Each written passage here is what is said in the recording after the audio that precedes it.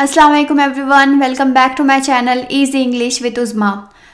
आज के इस वीडियो में हम इन जुमलों को इंग्लिश में कैसे बोले वो सीखेंगे।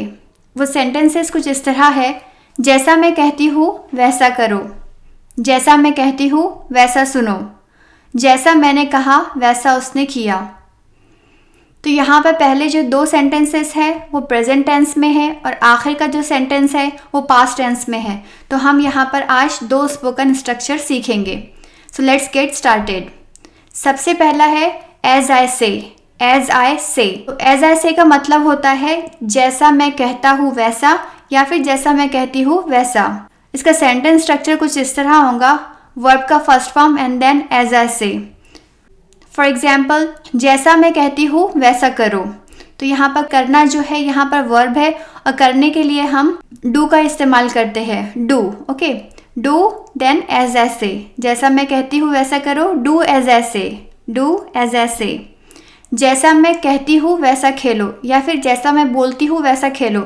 तो खेलने के लिए हम प्ले ये वर्ब का इस्तेमाल करते हैं। तो हम इस सेंटेंस को इस तरह कहेंगे, प्ले एज आई से, प्ले एज आई से। नेक्स्ट सेंटेंस है जैसा मैं कहती हूँ वैसा सुनो। तो सुनने के लिए हम लिसन वर्ब यूज़ करते हैं, इसलिए कहेंगे लिसन एज आई से, लिसन एज आई से। नेक्स्ट सेंटेंस है जैसा मैं कहती हूँ वैसा लिखो।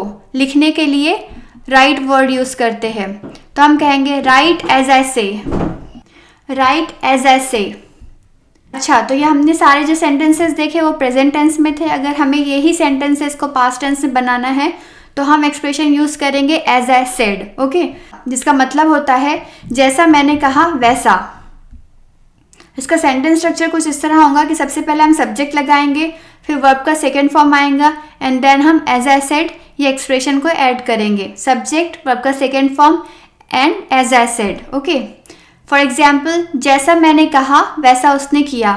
तो हम कहेंगे he did as I said, he did as I said. उसने किया के लिए he did, जैसा मैंने कहा वैसा as I said, ओके। जैसा मैंने बोला वैसा उसने लिखा।